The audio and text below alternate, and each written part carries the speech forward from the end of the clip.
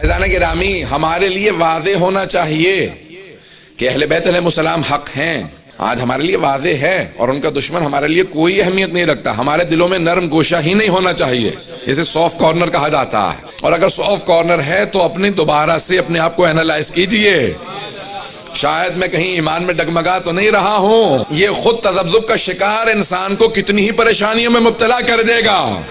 میں ہمیشہ ایک واقعہ سنایا کرتا ہوں، دوبارہ شاید میں نے سنایا ہو، اس میں مبارکہ میں مجھے یاد نہیں ہے بالکل بھی، کہ جناب امیر علیہ السلام کا بڑا مشہور و معروف واقعہ ہے، پیش کر رہا ہوں، ان کا چیک کر لیجئے، پیش کریں گے تو پتہ چل جائے گا۔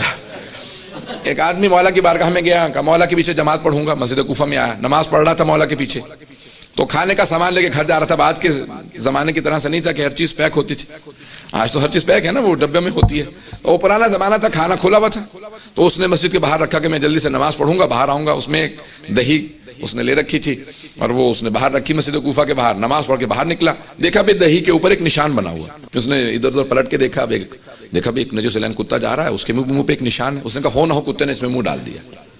اتنے میں جناب امیر علیہ السلام مسجد سے باہر آئے، کہا یہ دہی گھر لے جا، دہی پاک ہے۔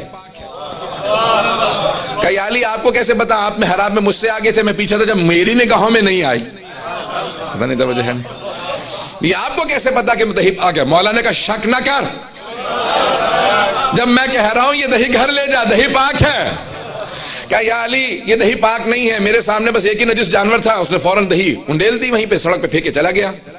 مولا نے کہا کہ میرے پہ تو نے شک کیا ہے، مجھے اگر بات پہنچ رہی ہو، کہ اس کے اثرات تیری زندگی میں آئیں گے، ایفیکٹس ہوتے ہیں نا، جیسے بعض دوائی کھا لیتے ہیں سائیڈ ایفیکٹس ہوتے ہیں، امامت پہ شک کرنے کے بہت زیادہ سائیڈ ایفیکٹ ہیں، توجہ ہو۔ اب اس نے امام پہ شک کیا، گھر چلا گیا۔ کچھ دنوں بعد کہیں ایک جگہ پہ بکرا ذبح کر رہا تھا، جھاڑیوں کے نیچے بیٹھا ہوا، کہ اچانک آواز ہے قتل ہو گیا، قتل ہو گیا، دوڑتا ہوا گیا، ہاتھ میں چھری، خون بہ رہا ہے۔ کہا کیا کسے قتل ہو گیا؟ تو ان کا قاتل تو ہی ہے، ہاتھ میں چھری ہے اور خون بہ رہا ہے۔ انہوں نے پکڑ لیا، کہا ہاں میں ہی قاتل ہوں۔ انہوں نے کہا یہ تو اب سارے اتنا بڑا مجمع ہے تو سارے مجھے ہی ماریں گے، مار مار کے جان سے مار دیں گے اگر میں انکار کر دوں۔ تو کہا ہاں میں ہی قاتل ہوں۔ انہوں نے پکڑا، فوراً کہا چلو علی کے پاس لے چلیں۔ جیسے ہی پہنچے مولا نے مسکرا کے دیکھا، پتہ نہیں توجہ ہے نہیں ہے، جیسے ہی مولا مسکرایا، کہا کہ مولا اس کا مطلب ہے آپ جانتے میں بے گناہ ہوں؟ یہ آپ کا مسکرانا بتا رہا کہ آپ مجھے دیکھتے ہی مسکرا رہے ہیں۔ کہا جس طرح سے اس دن میں جانتا تھا، جو توجہ ہو، کہ جس طرح اس دن میں جانتا تھا کہ وہ دہی پاک تھا، توجہ کہ میں دہی پاک، میں تجھے کہہ رہا تھا کہ دہی پاک ہے، میں اس دن بھی جانتا تھا، آج بھی جانتا ہوں۔ کہا پھر مجھے سزا مت ہونے دیجئے گا مولا، پتہ نہیں توجہ ہے نہیں۔ مولا نے کہا ابھی بھی تجھے معرفت نہیں ہے، جب بتا رہا ہوں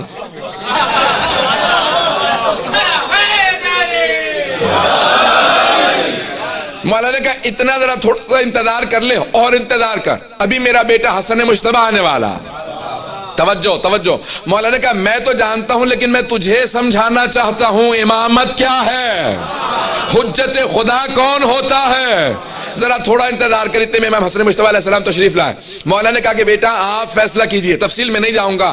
مولا نے فوراً تمام کے تمام مومنین سے، جتنے بھی وہ کوفے کے لوگ تھے، مومن بھی تھے دوسرے بھی تھے، مولا نے کہا اس مقام پہ جاؤ، وہاں پہ ایک درخت ہے، درخت کے نیچے ایک بکرا رکھا ہوگا، تو اس کا گلا ذبح ہو چکا ہوگا، جو ہاتھ میں چھری ہے وہ اس کا خون ہے۔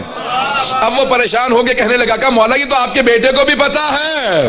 مولا نے کہا یہی تو سمجھانا چاہ رہا ہوں، حجت خدا ایسا ہوتا ہے کہ جو حجت خدا ہو وہ ایسا ہوتا ہے کہ اس کے ذہن میں کبھی بھی کوئی شبہ نہیں آنا چاہیے، حجت سے متعلق کبھی ذہن میں شبہ نہ آنے دو۔ جب لوگ گئے تو کہا کہ مولا یہ واقعاً بکرا موجود ہے، تفصیل میں نہیں جا رہا، صرف اشارہ کرنا چاہتا تھا واقعے کی طرف۔ عزیزان گرامی آج جتنے حملے ہوں گے، اگر آپ